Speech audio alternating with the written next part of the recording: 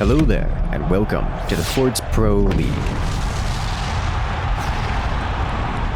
And we're off to round one, where here we have on the left-hand side in the blue, it is Team Cannon. Robber Fox and Pachivo are playing as the Spook Commander. An interesting choice, but one of my favorites. They'll be thieving some money from their opponents while getting some intel along the way, as they'll be playing against their opponents, Upgrade Sote, playing in the red, Cypress and Pile, playing as the Overdrive Commander. Now, the Overdrive Commander is an interesting pick, because it's kind of polarized. Either you want to get weapons out early and upgrade them for extreme damage output in the early game, or you're using them usually for economic upgrades, which means very, very late gameplay.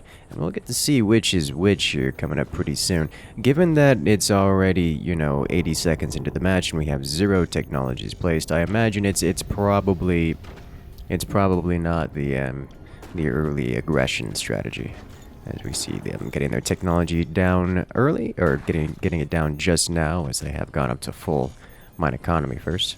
No upgrade sensor from either player here in the red. We'll see if that changes anytime soon. Whereas their opponents, on the other hand, are... Oh Lord have mercy. It's early aggression, ladies and gentlemen. Not so early aggression. It'll be earlier than heavy rush, but we're not talking about immediate death here. This is a strategy that we don't often see, but is probably my favorite of all of them. We're going to see some portal mortars. You guys remember back a long time ago in a galaxy far, far away when you could angle your mortars and have them come directly at your opponent's face? Yeah, that's what's happening right now. And let's see, Robber Fox's teammate over here, Pachivo, is going to be doing a little bit more map suppression. We're going to see some flak, potentially other map suppressive type weapons, harassment style weapons, to clear the skies to make way for these portal mortars to get through. Now, this is an expensive and obvious play. We're going to see Team 2 react to this, or at least have a good opportunity to see it coming. Furthermore, this is incredibly expensive to upkeep owing to the, well, mostly to the mortars, but the portal is a hefty chunk of upkeep as well.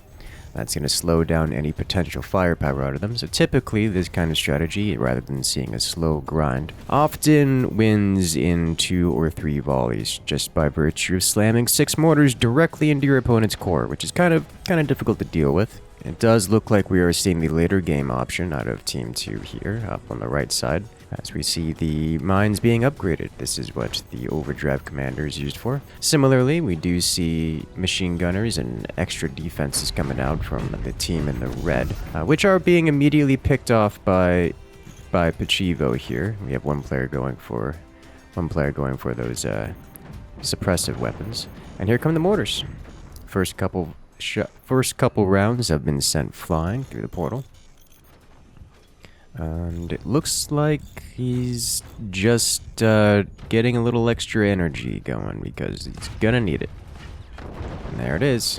Machine gunners trying to make the difference, and they help, but it's not quite enough. You see a swarm missile ready to fire from Pachivo, so at least we're gonna see some kind of mid-game aggression here. 2 more volleys punched very deep. Cypress in danger, not only potentially losing his turbines, but that core is not adequately protected from this caliber of mortars. That said, those machine gunners did a great job of taking out an entire volley. Looks like Robber Fox is utterly incapable of sustaining fire from those mortars. Struggling something fierce about for energy production. The mortars flying across, landing on the sandbags, doing the smallest amount of damage possible for 6 mortars, which is still substantial, but nevertheless, Cypress will survive to reply in kind, at least for this volley. We do see Cypress focusing on getting some more upgrades and increases to their economy. This will let them outscale Team Blue here. Team Cannon, given this game continues on for a longer period of time. And upgrade an upgraded sniper out of Pachivo, starting to take out those flak. Flak and the machine guns. Flak, machine guns, and even a shotgun along the way. Very effective. Looks like Pile is going to be setting up some double doors on most of their tools to make sure that doesn't get AP sniped, which is the premium solution. I'm sorry, I love this strategy. Going with the portal mortars, it's so nostalgic. As we see another volley heading out towards Cyprus. No? Nope, didn't have the energy for it. Fair enough. It's got it now. 2 more rounds. Taking out a piece of metal and a couple sandbags. At this point, it would probably be more cost effective for Rubber Fox to aim directly to the front rather than risk hitting those sandbags. Sandbags are particularly effective at damage mitigation. Whereas just hitting directly into the front means that you're dealing damage, even if you got to dig through that much more defenses. You're at least dealing consistent damage. Pile taking a hit from those mortars, that was a lot of damage. More than just losing a few doors. That was a beautiful shotgun shell. Pile keeping himself alive, taking out 3 mortars point blank. Talk about danger close there, but he managed to keep himself alive in the process. Even getting minigunners out of this. Robber Fox is looking like they're getting some upgraded wind turbines to help out with the energy production. The mortars make it across, blow off all the doors on those shotguns, but the shotguns themselves are still alive. And they remain so for a moment. Looks like they're going to be keeping the skies clear. The shotguns and machine gunners taking those additional rockets out of the sky. But we're seeing some relatively early aggression out of Team Cannon, and it hasn't slowed. We're way past Canada clock now. Team Red upgrade here is, well, they've gotten their heavy weapons tech, but they're not near getting heavy weapons onto the field. So they have the tech, they have a substantial economic lead, they just don't have the map control or the damage output currently. And there's a lot of damage heading their direction. We see shotguns coming from top base, suppressing a lot of that anti-air. It's not enough to keep... It's not enough for... Wow, okay, well... Upgrade here is still keeping themselves alive. They still have plenty of anti-air to keep themselves in the game. As Pile takes a hit onto their core, the mortar's snaking through. Looks like Pile's running a little bit out of metal. They've spent all of their money, despite having a lot more money than their opponents. They just don't have the damage output, and there's just constant damage incoming in their direction. And look at that, Team Cannon here on the left side. They're not going fast, but they are slowly expanding, slowly adding in additional weapons, and that damage is starting to scale. Ooh, that nuke going back from whence it came, nearly taking out Pachivo's rocketry. You see Pile doing a great tactic here. Something you don't get to see in the lower leagues. A surprise sandbag erection. Works very well, especially against those medium-grade weapons like mortars. That fire beam working both ways, but still the mortars are taken out of the sky. Now the mortar launchers themselves are intact, so they'll still get to keep firing, but it's gonna be a rough showing at this point. Look at that. All 6 mortars taken out once again, despite having a near direct shot to their opponent. We do see another fire beam under construction for Pile here. This is the goal for Team Red. The right-hand side, they're looking to survive long enough to get heavy weapons out, because those heavy weapons, well... they're almost guaranteed to deal damage. When they deal damage, they hit very hard. And that's something that Team Cannon on the left, they're not ready to take those kind of hits. A plasma beam coming out from Cyprus here. It's gonna come knocking on the front door, perhaps the foundations of Robber Fox, and that's gonna deal a lot more damage than Robber Fox is ready to handle. Question is, will it be enough to end the game? No. But it does take out a couple of those weapons that's just sitting out in front. It's going to immediately draw the anger of Team Blue here, as they're going to attempt to remove Cypress's weapon platforms. So if they're able to do that, they can keep themselves in the game. Because that laser gone unchecked will whittle away everything that the blue team loves. All those sweet weapons be taken out one by one. One laser beam at a time, or at least that's the goal.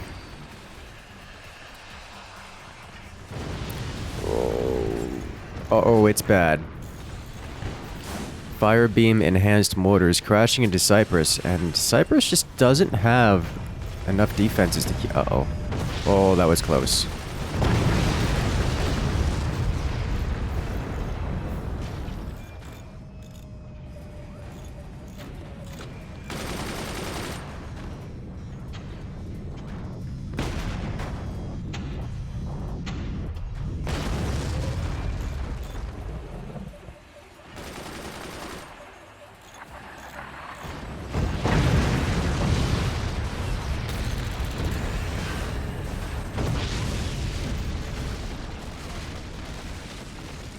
And just like that, red team loses a player. Pyle immediately reclaims his teammate's destroyed base, but it's looking a little rough because all that focusing fire that was focused on the lower base is about to get redirected up toward Pyle's direction, and it's gonna be a rough extra minute here as Pyle gets blasted from multiple angles. Look at that exposed fire beam. AP sniper going straight to the core. There's not nearly enough anti-air to hold this line. He's delaying his demise here, and he's trying to expand. We've got extra foundation struts being added to the lower fort, but shot by shot, Pyle is losing anti-air, losing components, and being whittled down. Look at that, another shotgun blast taking out more anti-air sources. Those mortars got a better and better shot of making it through. No substantial damage this volley, but here comes the nuke once again, and the nuke is always a threat. Nuke makes it, mortars follow through, shotgun falls, and there's that much less AA on the field. Rockets taken out of the sky. Will it be... I'm wondering what Pyle is going to do here. It looks like they're attempting to redesign their energy production.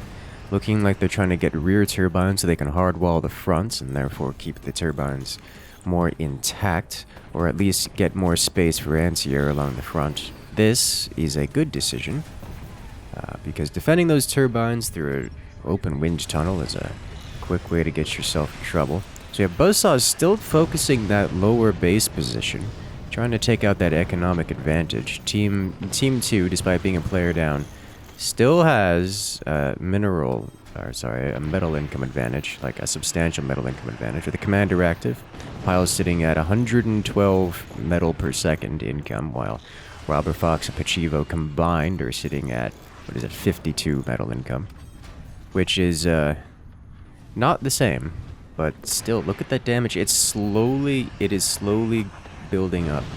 Pyle is being ground shot by shot.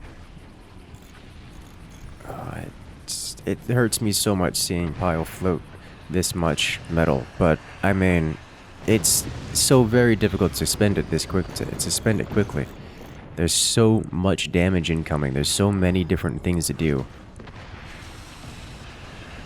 You can only reconstruct so many parts of the base at the same time, and there's just chunks of the base being blown off in every direction. The AP sniper penetrating, getting into the technology. It's not going to break the technology. And there goes another chunk as the mortars come through, disconnecting the expansion once again. Uh-oh. Minigunner's touching that battery. It is, yeah, Team Cannon's not really getting the ability to expand here. They just don't have the economy to do it. But they don't need to, because they win round 1.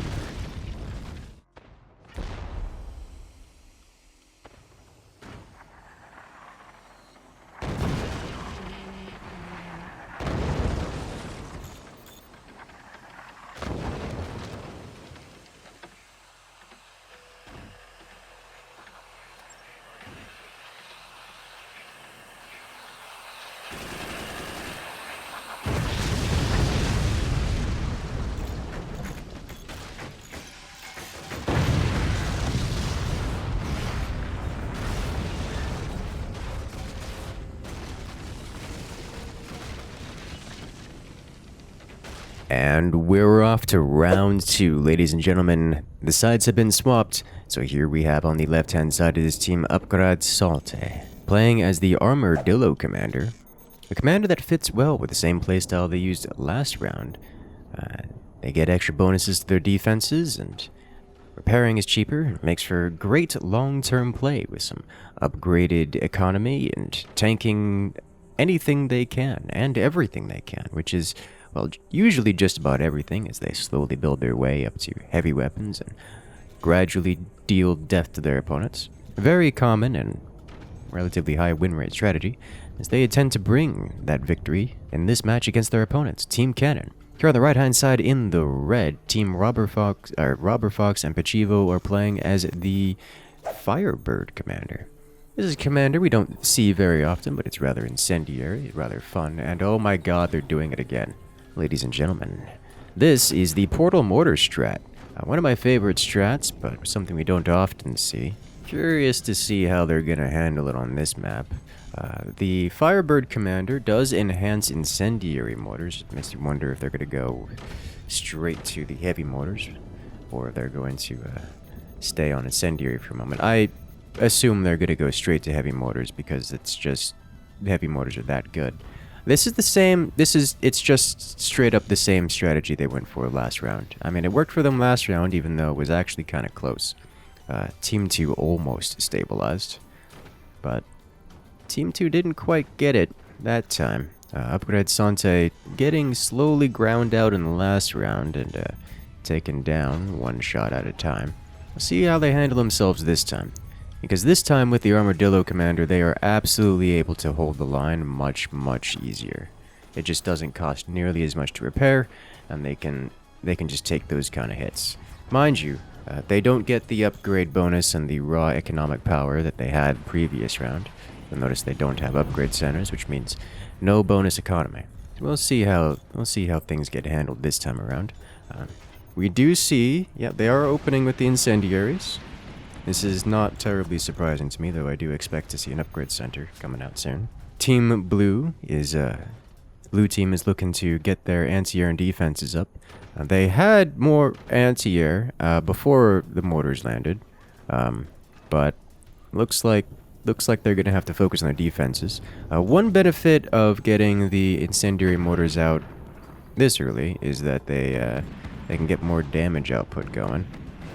The incendiary mortars don't cost as much either to fire or to construct, so they can be fired sooner and get more damage out. Mind you, without the time spent on energy production, upkeeping the fire rate still a bit much because portals are incredibly expensive, and frankly, affording 5 mortars alone is also expensive. Mortars, as cost efficient as they are, they've got a fast rate of fire, and they kind of rely on that rate of fire. So unless you have a late game economy, it's kind of hard to upkeep them. Just raw fire rate. But the mortars do make it across. Relatively short distance in this map makes it fairly easy to get those shots across, especially at the angles that they're coming at. Robber Fox currently expanding their energy production once again. This is fully expected. Commander active. Oh, hello. That's not something you see every day. It's so pretty. Commander active from Team Cannon. Ignites all their weapons, making everything incendiary, but at conveniently timed EMP out of Team Armoured Salte. Knocks out all the guidance from those tracking munitions, those laser-guided munitions, and with that, they just spiral until they're taken out of the sky. As more mortars fly across the open air, the space between, taking out Cypress's anti-air. Once again, poor Cypress has not had a break here. These machine gunners have not lived long enough to get anything done. They just are getting constantly bullied, constantly destroyed. In part because Pachivo hits them, in part because mortars. We do see Robber Fox getting the upgrade center. This will enable the heavy mortars. A retargeting up to Pyle's base. Repositioning of the... oh, well, he tried to re-angle that portal. Didn't work very well. Instead, ripped off the entire portal position, which is That happens sometimes. Yeah, those flak doing great work. Honestly, just incendiary flak is enough to ruin anti-air a majority of the time. Like, you just commander active, flak everything, and just let the entire base burn, and take with it all of the anti-air. This time, however, Upgrade manages to get all the way to heavy weapons. We have what appears to be a 20 mil, which is not really a heavy weapon, but it is at least something. And it is on the field, it's under construction. And if Team Cannon doesn't ramp up the pressure extremely quickly, they're going to have a problem here. Because cannons, even if it's just a 20, does deal damage much more consistently than these mortars do. Case and points, as every single mortar has just been taken out of the sky. Whereas the 20 mils would absolutely make it across and deal real damage, even if it's not particularly efficient at doing so. So just getting that 20 mil out on the field is an excellent idea. As we see the incendiary rounds igniting everything. Uh-oh. Fire run rampant. Remember, the active ability of Firebird disables the alarm, the fire alarm for their opponents. So Team Upgrade Sante does not have a fire alarm. Therefore, it's a little bit difficult to know when you're on fire. You have to be incredibly vigilant, keeping up with everything. But it looks like that 20 mil is active and ready, so we could expect to see some damage output. Oh. A shot through the portal manages to hit Robber Fox's core. I didn't expect that, but it's not terribly surprising. It's one of those rare shots. Typically, any kind of shot through the portal will generally hit the mortars, because the mortars are so tightly clustered together, and it's kind of hard to miss them. Managing to miss the mortars but hit the core, I don't think that's the ideal outcome for the blue team here, but it happened.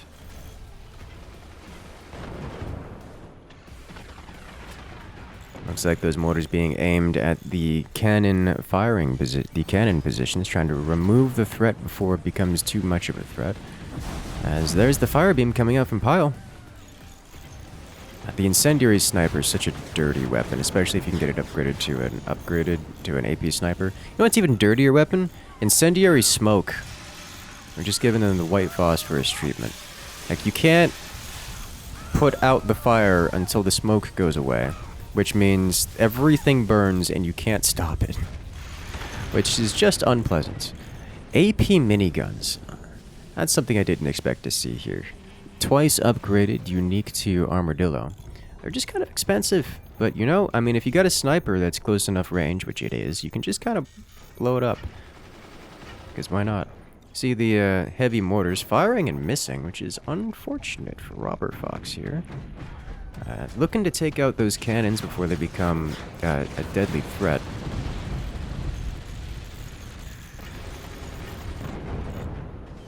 Fire beam out of Robber Fox. You know that they are playing this slightly differently. Robber Fox actually spending the energy and money to get up to heavy weapons tech. As a nuke flies across, taken out by his own flak, but the heavy mortars do heavy mortar things, and they destroy both cannon embrasures. Blue team suffering a bit, taking some notable damage from the mortar array.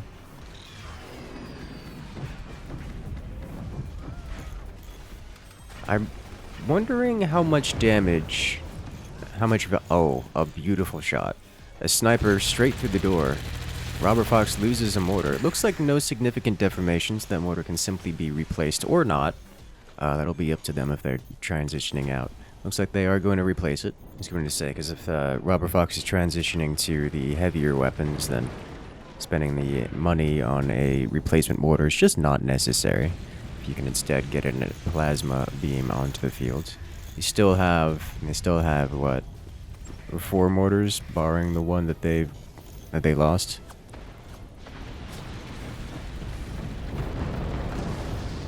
And the missiles expire. The nuke once again not making it across, which is not a surprise given the amount of anti-air and general map control that Team Blue has had to maintain just to stay alive in the game. Worth noting that Pyle has been upgrading their mines. They've been as is customary for the Armadillo commander, working toward later game economy and outscaling their opponents.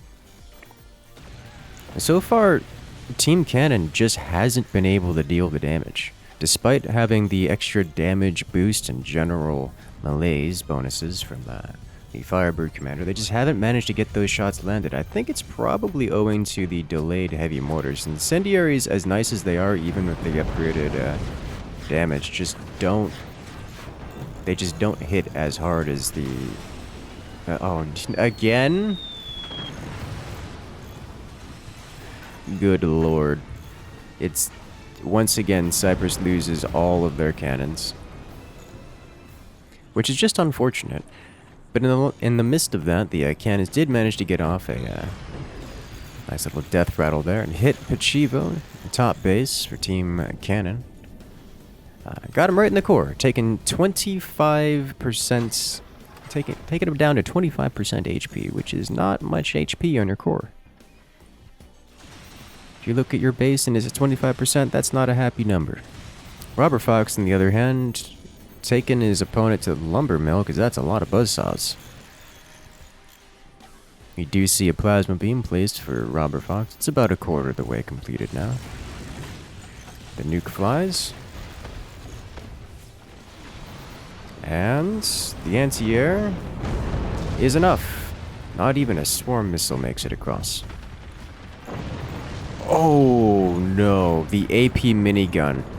Shredding through the last vestiges of Pachivo's armor.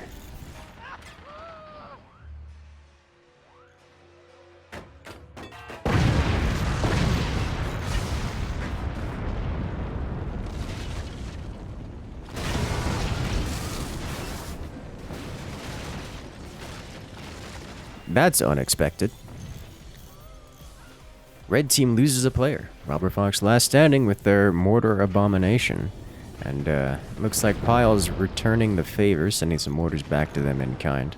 Mortar's not a particularly effective weapon against the lower base, but they were constructed to defeat the top base and are now being wielded against Robber Fox themselves. Looks like Team 2's managed to re-expand their opponent's once active base. However, I suspect it's not long for this world, as the expansion is being targeted. Mostly by those mortars, it would seem. But the expansion, for the moment they have it, does actually enable them to use the swarm missiles and the nuke, which hasn't been particularly effective so far. Yeah, they're not gonna let them keep it. They're taking that out. Oh, and losing their own mines in the process. Yeah, this is bad. Robber Fox has the energy to fire their energy weapons, and they do, but no substantial damage. There's just nothing on Cyprus's base can be hit. The lower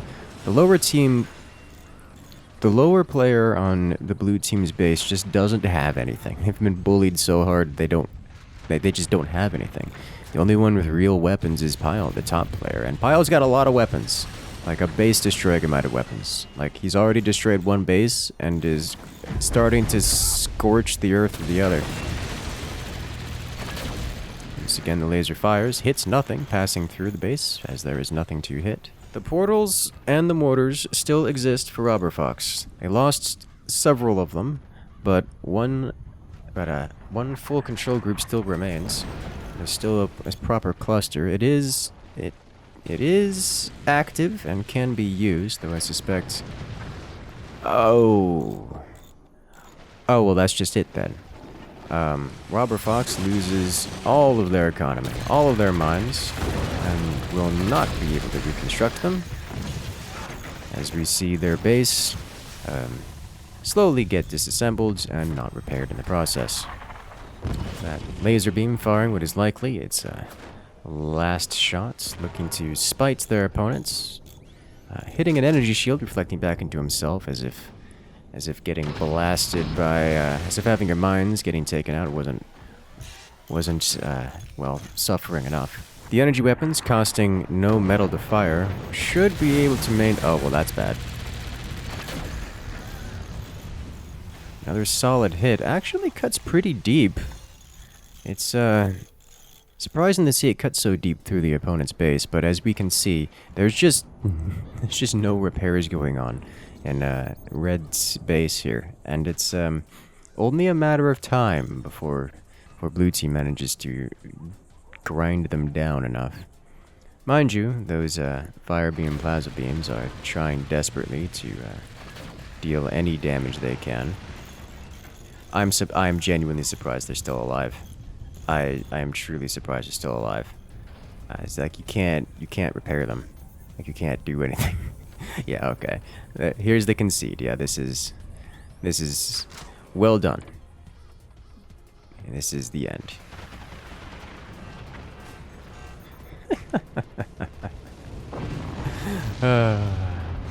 And we're off to round 3, the deciding match in this best of 3. You guys know who's gonna win? Well, we'll find out soon. Just make sure to hit that follow button, hit that subscribe button, because we've got more content like this coming out every single week. Multiple times a week, in fact, as we jump right into the start of this final round. Here on the left-hand side, in this mirror match, it is Team Upgrade Salte, playing as the Overdrive Commander. One of the few commanders where I can't truly predict what's going to happen based on the commander pick. They're playing against their opponents, Team Cannon, over on the right-hand side in the red. Also playing as the Overdrive Commander. Now, Team Cannon in the past 2 rounds has been quite aggressive with a Portal Mortar opener. I wonder if they're going to go with the same strategy here, or if they're going to switch it up a little. Looks like they're going for an aggressive play, whatever it is. It's not a surprise given the Overdrive pick. Whereas over here on the left-hand side, I think we are going to see an aggressive play as well. Or maybe Cypress looks like they're going aggressive. Pyle, I think, is going for later game defensive play. We'll see here. I'll see here in a moment. Yeah, we do see an upgrade center and flak. Is this the same strategy? This is looking suspiciously like the same strategy. See, double sniper, preset with doors, or preset with door positions. This is totally it. Alright, so they're going the same strategy they've been going for in the previous 2 rounds. It worked for them the first round, didn't work for them in the second round. As we're going to see shotguns out of Pachivo down here.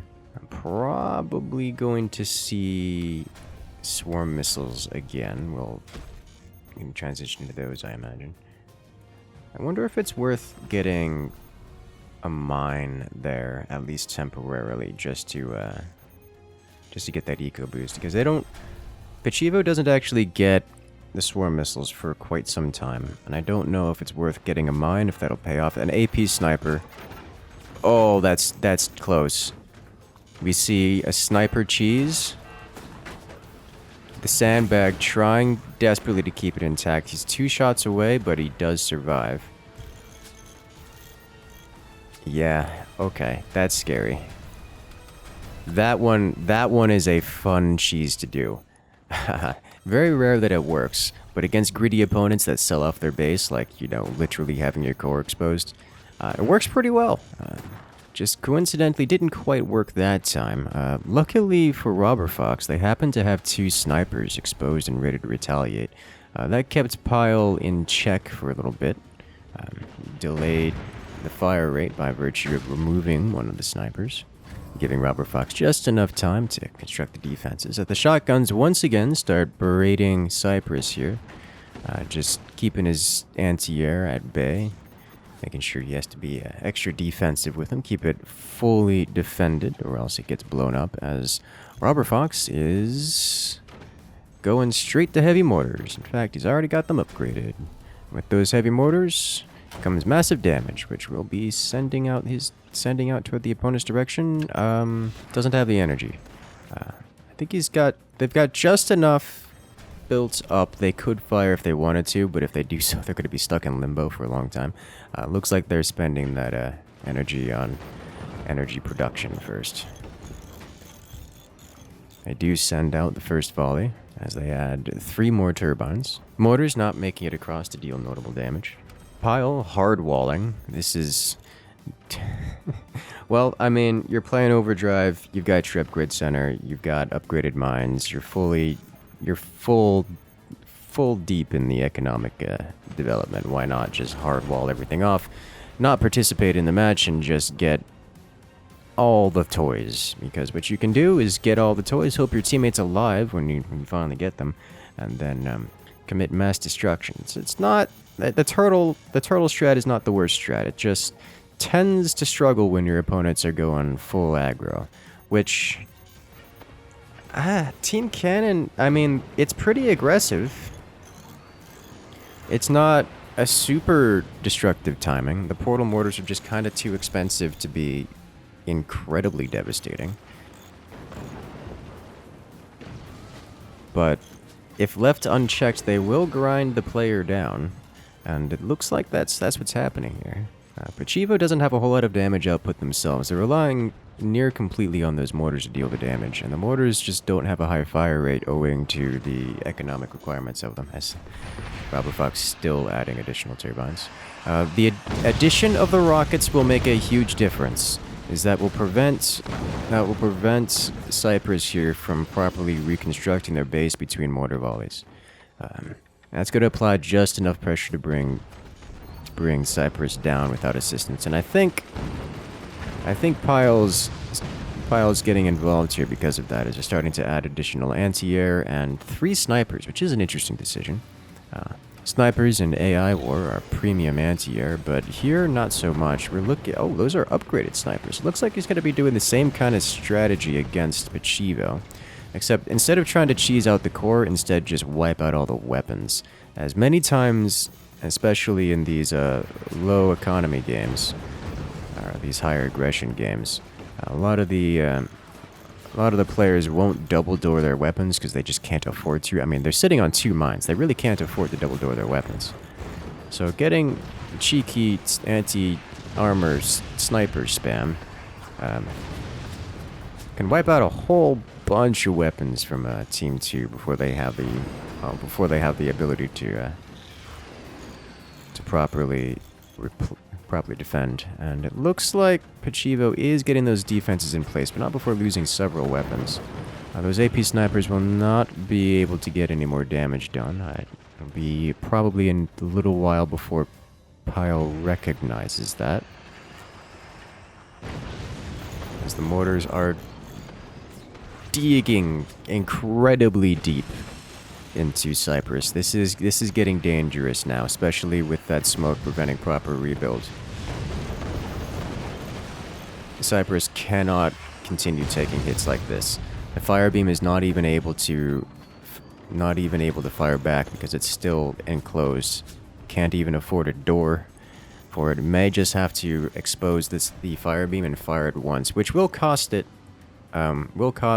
Blue their fire beam, but they can at least get one shot out of it, which is potentially more than they may get otherwise. Lots of anti-air opening up. Pile in the top base for Team Blue is starting to really get their weaponry onto the field. Pile's got so much money. I mean, they've got multiple heavy weapons in production right now, multiple lasers, which is a lot. We do see some doors going down for Cyprus, which means if they're allowed to keep them, which looks like is happening, then Team Blue is going to be in an amazing position, because the mortars and the rockets from Team Cannon, while strong, can be mitigated, well, defeated by being shot down, whereas these lasers are about to deal lots of damage. Fire beam, plasma beam combo, ready for Cyprus. They just need the energy, and they just got it.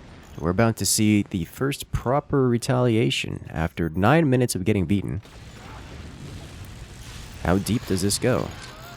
Not very. Hitting a point where Pachivo was well and truly ready to take that hit.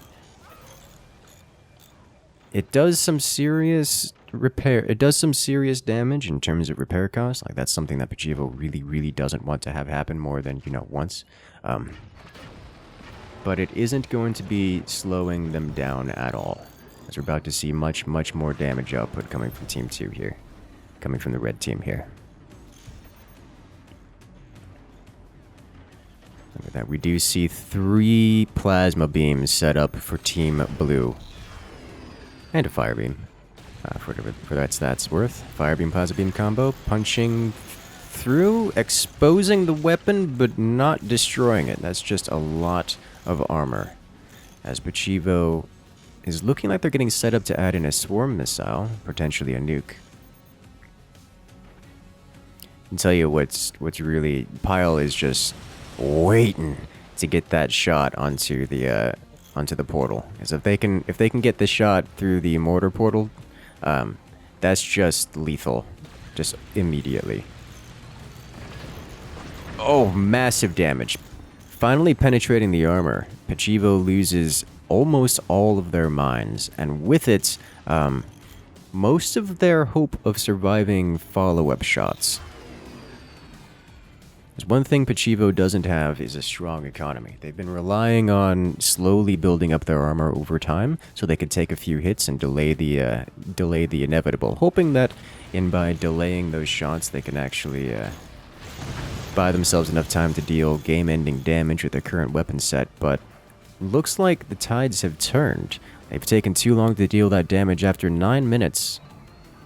After 9 minutes of getting pummeled, it has only taken Team Blue 2 minutes to turn the tide almost completely.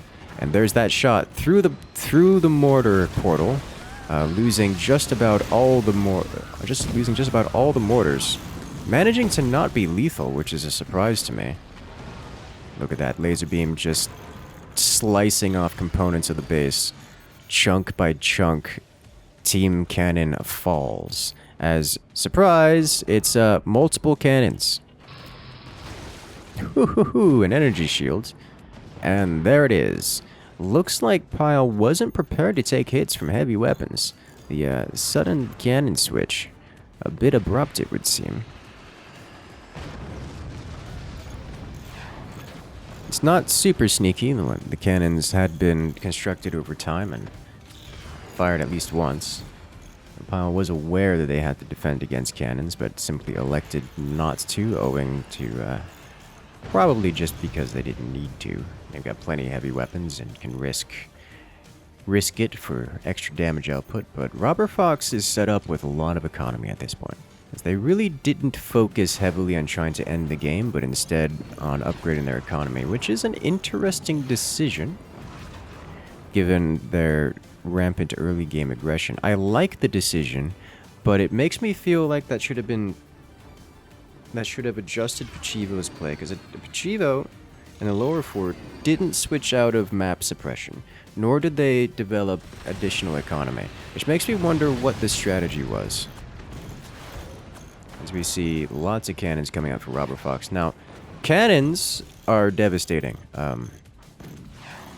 The only saving grace that Pyle has here is that they've got 5 mines, which mitigates a lot of the cannons' potential. But it's still quite rough, especially as Robber Fox goes up to additional cannons, which is going to be a difficult one for them to do given their current base layout and general lack of stability. Oh, that was close. Exposing the cannon, damaging the cannon, but not breaking it. If that cannon had been destroyed, this game would probably have been over. As Pachivo does actually manage to recover. It's reconstructing their mines. Red Team's lower fort is alive and is still vulnerable to the lasers, but isn't quite dead, which is a little surprise to me. Oh, a door snipe. Oh, that's huge. Pyle loses one of their plasmas, which is, knocks them back down to 2 plasmas, which is still a notable amount of plasmas. Massive damage. Pachivo's penetrated once again, losing a battery, taking some core damage, losing some tech in the process. It's bad, but it is survivable. Pachivo becoming the punching bag. Bases on team 1 here, the blue team. Very, very thick, very chonky, very economy. We see Pachivo actually managing to focus on getting their own economy restructured. Going from literally 0 mines to maximum mines, which on this map is 6, and 4 of them upgraded, is a feat in and of itself. But at this point, I mean, look at the difference in the lower bases between the teams. We have barely alive, but, well, solid. Has all the important things still intact, versus the thickness here with multiple heavy weapons. As where we have up here, Pile is just mass producing heavy weapons, reconstructing yet another plasma. You see, that's their strategy. You know, you sit there, you seed the early game, you take hits, you build economy, and then you just pump out all the heavy weapons you want, which at this point is quite a lot of them. Robber Fox doing another tech switch here. This is an interesting one. This one is not one that you see every day. We're going up to 4 swarm missiles and a howitzer, keeping 1 cannon, the other 2 cannons sold off. That's kind of intense. I'm not terribly surprised to see the swarm missiles. I am a bit surprised to see the cannons sold off for the howitzer. It's not a bad play. It's just one that I'm surprised to see. It's a bit riskier. The reason for that is the howitzer, as you guys have seen, it's just not guaranteed damage, so it's not super consistent about it. Plasma beam failing to knock the nukes out of the sky, but that's alright, because there is just enough anti-air to clear every single swarm missile out of the sky, which is impressive, and is entirely the reason why I'm questioning judgment of bringing the howitzer out, as much as the howitzer is quite an effective weapon.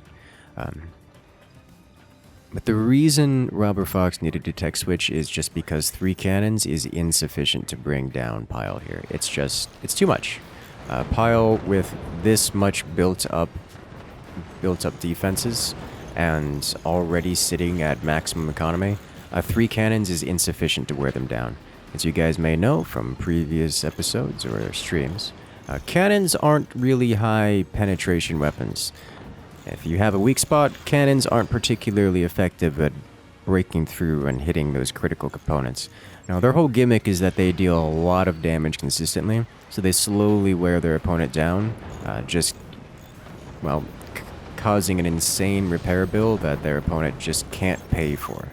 And so while the cannons may not break the critical component at any particular moments, they will eventually get it by virtue of breaking everything else along the way, which is very hard to do when your opponent has a lot of thickness to their base with extra armor already padded in and maximum economy. The time it takes to whittle them down, like we've had streams where I spent literally 45 minutes pummeling opponents with, like 4, 5, 6 cannons, and it's just their economy is so strong that it just takes them that long to get burned down. So I'm not at all surprised to see Robber Fox switch out of cannons here to something more devastating, like, say, nukes and howitzers.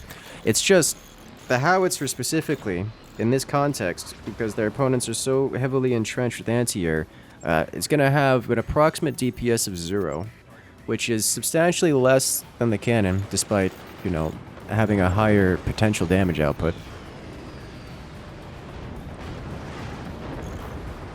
Cannon colliding with the missiles mid-air, literally no damage throughout all of that volley, which is not surprising to me at all, even though it's an impressively large volley here. Robber Fox does have a position for another cannon, though they're probably worried about, collapsing their fort. It's going to be so many plasmas. It piles up to 4 plasmas. If they manage to coalesce those shots into a single spot... Oh no! Yeah, that's it.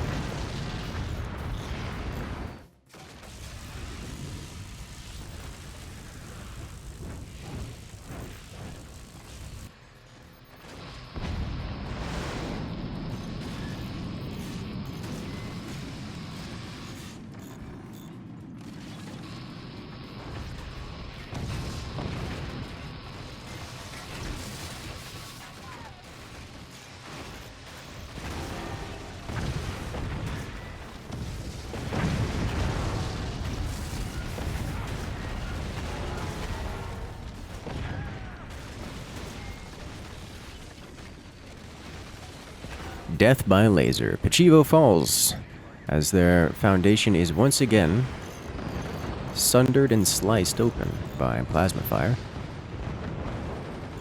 And nuke doesn't make it once again. You know, you can never count a nuke out. It's always got a chance of making it across. You know, you just roll the dice enough, eventually it'll make it.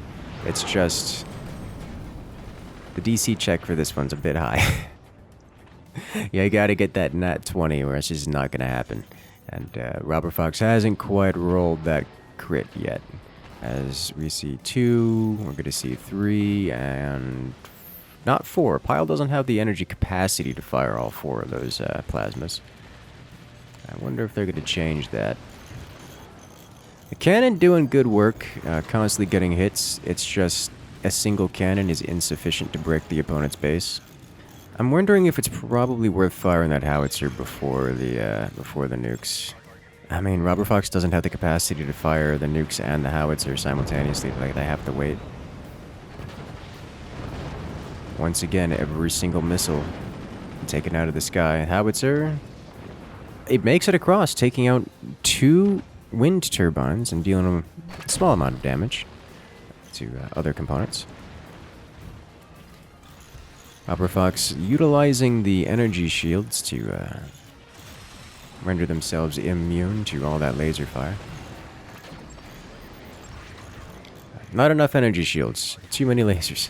I do wonder if Robert Fox will develop additional shields. They've already got multiple shields and portals. Like, they're sitting on pretty heavy energy costs just in general upkeep for the amount of portals and shields they're using. But I wonder if they're going to invest in even more of them, because the blue team here is literally only lasers, which means that energy shields render those lasers completely irrelevant.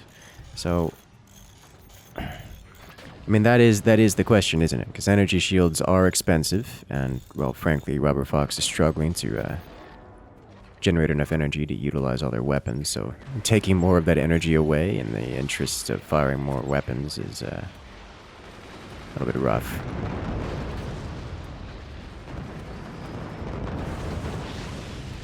Wow. Once again, another volume doesn't make it across the field. More concerningly, there's an EMP for the blue team, and that made it clear across the field without any kind of resistance, which means the energy shields are not long for this world. In fact, that nuke landed, taking out the energy shields. And now we're going to see a lot of plasma fire. All those hard spots that were immune to laser fire for the past little bit, no longer immune to laser fire. And Team Upgrade knows this. And oh, are they capitalizing on it? More swarm missiles flying across from both sides. And one side's far more effective than the other. Funny enough, Robert Fox getting those nukes out first, launched them often, and is the first to receive a nuclear strike directly onto the front of their fort.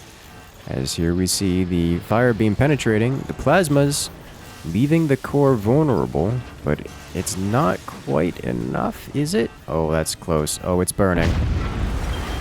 Oh, it's still on fire. Oh, it's still on fire. Okay, he gets it. That was close. Robert Fox survives this. The energy shield comes online just in time to defend the core from that next volley of laser fire. Oh, there's so many lasers. More lasers than a rave. Ooh, brutal. Laser missile defense system as the howitzer is ignited, flies across the sky and collides. Good damage. Leaves leaves one of the plasma beams exposed to heavy weapons if there happens to be a cannon that can fire upon it. I think that cannon probably doesn't have the angle, but I suppose it doesn't really matter as it's being sold off anyways. The howitzer finally does make it across and deal meaningful damage. Damage that is immediately repaired, but nevertheless. Missiles ignited and burned out of the sky. Robert Fox losing their swarm missile portal, and with it the last of their meaningful weapons. And that's it.